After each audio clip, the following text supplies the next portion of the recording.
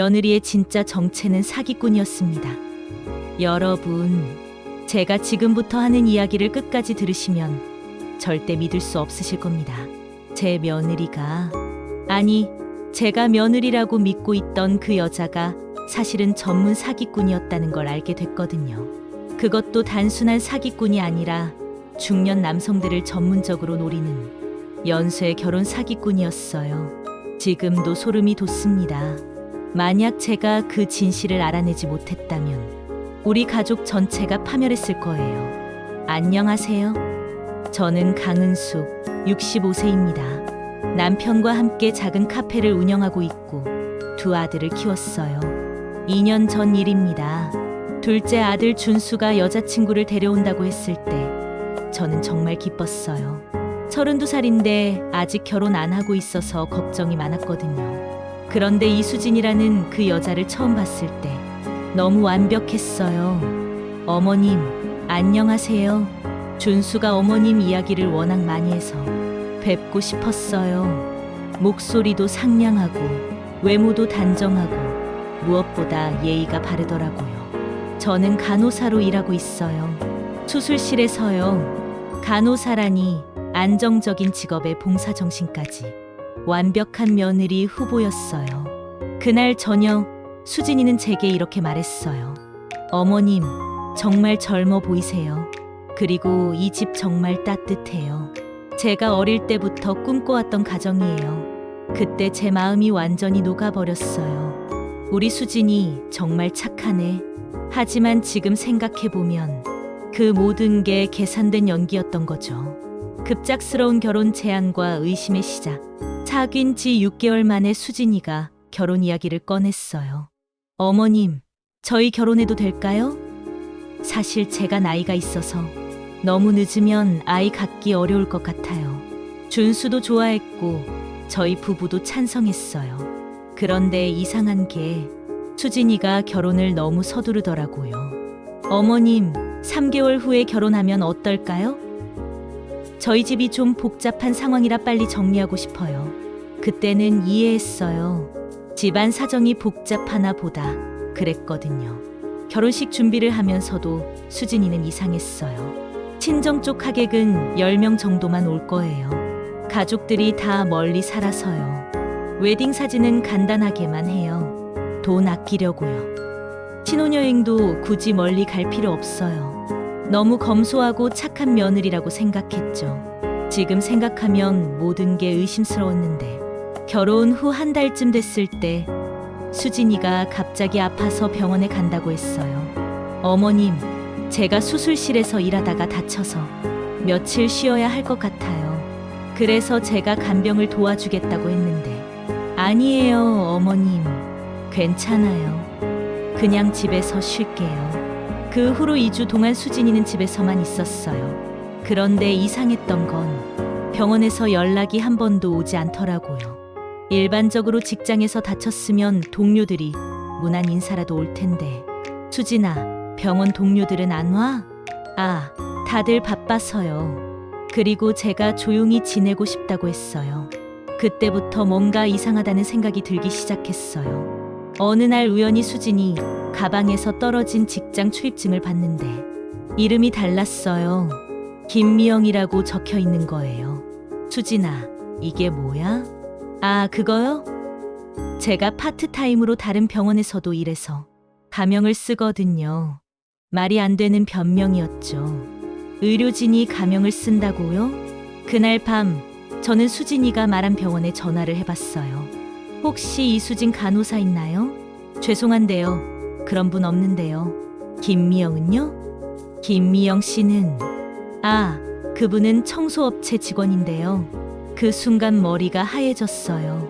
수진이가 간호사가 아니라 청소부였다는 거예요. 하지만 이건 시작에 불과했어요. 그 다음 날부터 저는 본격적으로 수진이를 조사하기 시작했어요. 먼저 수진이가 말한 친정 주소로 가봤어요. 그런데 그 주소는 빈 상가 건물이었어요. 동네 사람들에게 물어봐도 이수진이라는 사람을 아는 사람이 없었어요. 더 충격적인 건 수진이의 주민등록번호를 확인해 봤을 때였어요. 전혀 다른 사람의 번호더라고요. 제가 간호사 출신이라 병원 쪽에 아는 사람이 많거든요. 그 인맥을 통해 더 자세히 알아봤어요. 그리고 알게 된 충격적인 진실. 이수진이라는 이름 자체가 가짜였어요. 진짜 이름은 박은미, 35세.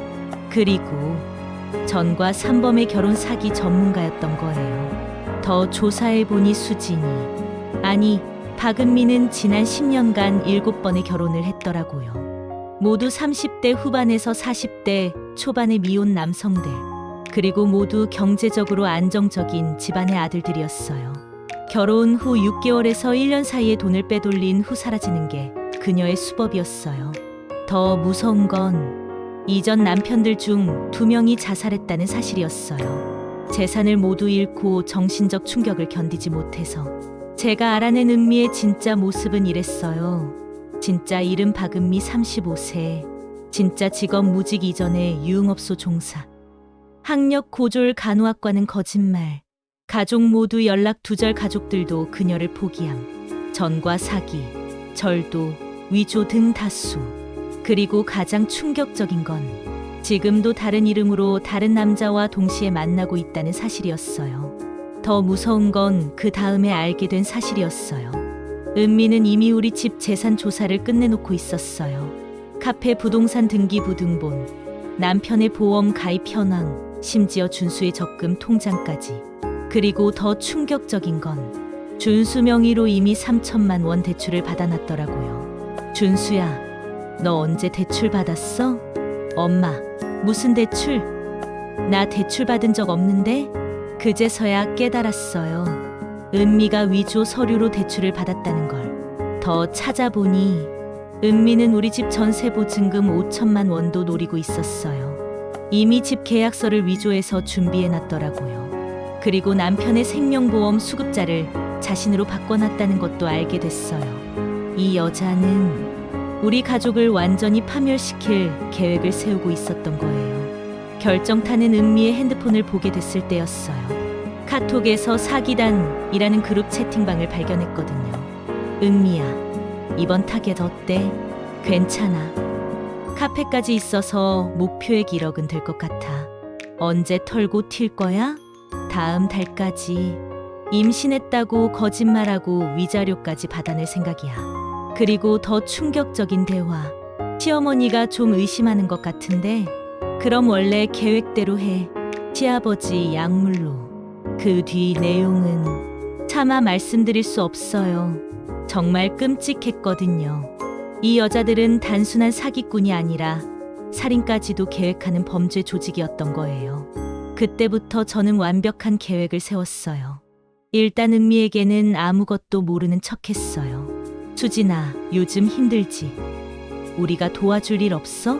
괜찮아요, 어머님. 걱정 마세요. 하지만 비밀리에 모든 증거를 수집했어요. 은미의 진짜 신분, 이전 결혼 사기 기록, 위조 서류들, 사기단과의 대화 내용, 살인 계획까지.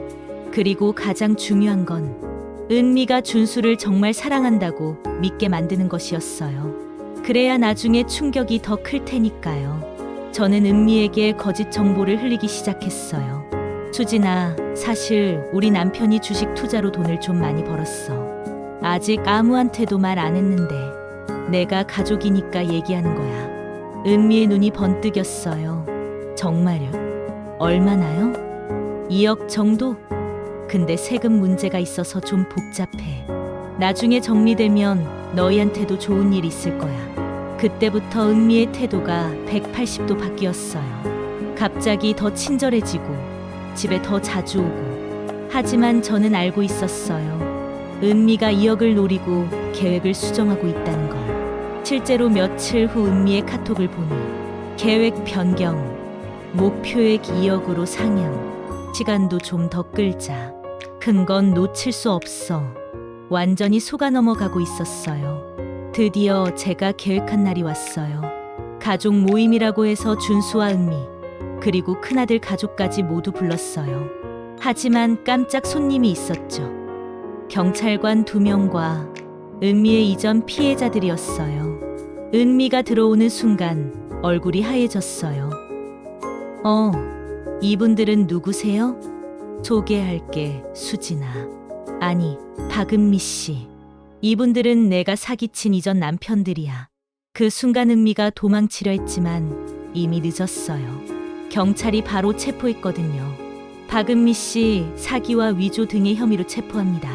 준수가 완전히 충격을 받아서 말을 못하고 있을 때 저는 모든 걸 설명해 줬어요. 이수진이라는 이름부터 간호사 직업까지 모든 게 거짓이었다고. 그리고 은미가 우리 가족에게 계획했던 끔찍한 일들도. 준수야, 이 여자는 너를 사랑한 게 아니야. 너와 우리 가족의 돈만 노렸던 거야. 심지어 아버지를. 그 뒤는 차마 말할 수 없었어요. 아들이 너무 충격받을까봐. 은미는 끝까지 발뺌했어요. 아니에요. 저는 정말 준수를 사랑해요. 오해해요. 하지만 증거가 너무 확실했어요. 특히 사기단과의 대화 내용과 위조 서류들. 재판에서 은미는 징역 7년을 선고받았어요. 사기, 위조 문서 작성, 살인 예비 음모 등의 죄목이었죠. 더 통쾌했던 건 은미가 속해 있던 사기단도 모두 잡혔다는 거예요. 제가 제공한 증거로요. 그들이 지금까지 사기친 총 피해 금액이 50억 원이 넘었어요. 피해자가 30명이 넘었고 그중 3명이 자살까지 했었거든요. 뉴스에도 나왔어요. 결혼 사기단 일망타진이라고. 제가 인터뷰도 했어요.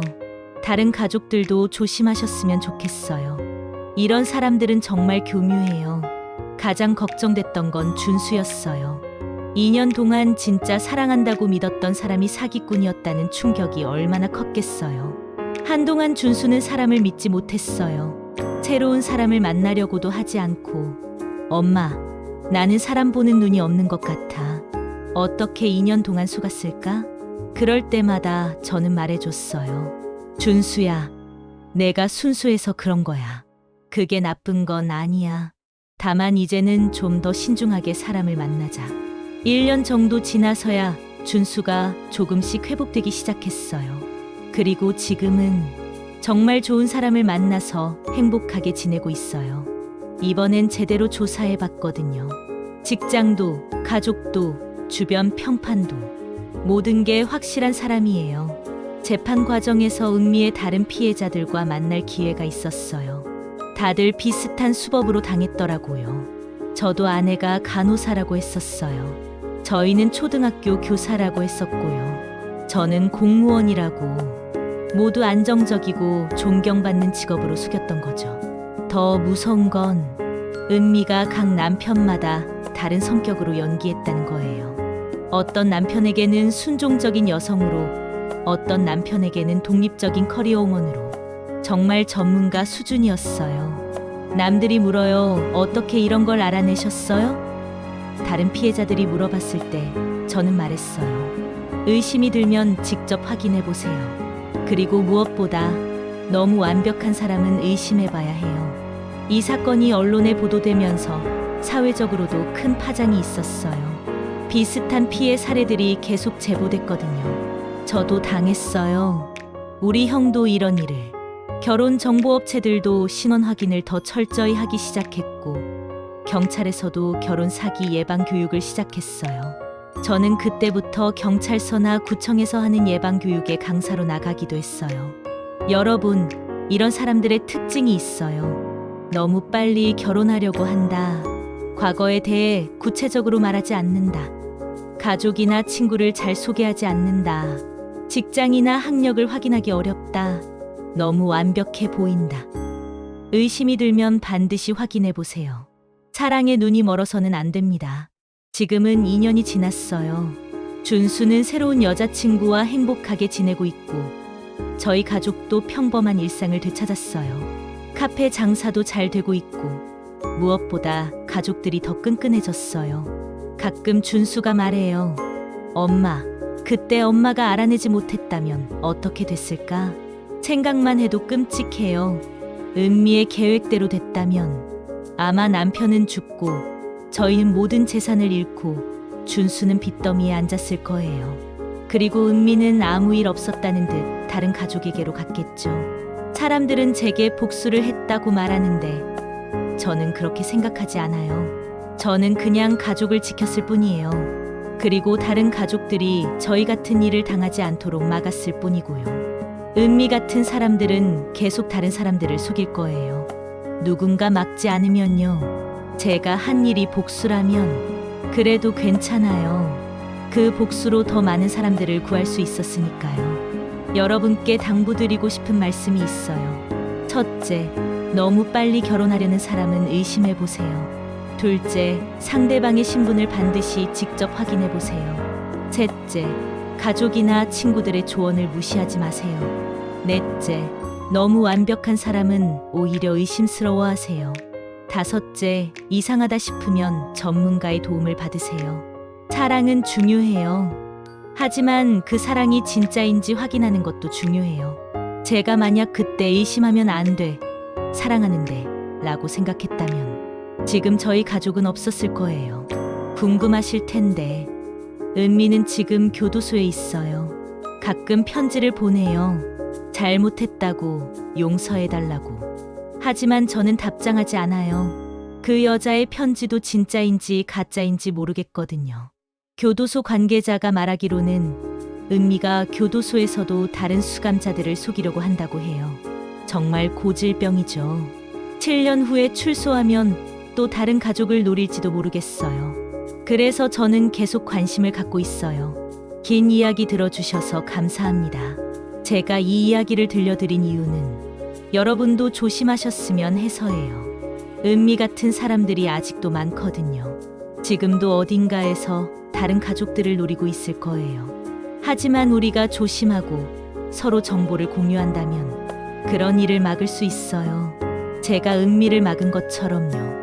그리고 혹시 지금 의심스러운 상황에 있으신 분이 계시다면 혼자 고민하지 마시고 꼭 주변 사람들과 상의해 보세요. 사랑 때문에 판단력을 잃으면 안 돼요. 저희 가족의 경험이 여러분에게 도움이 되었으면 좋겠습니다. 감사합니다.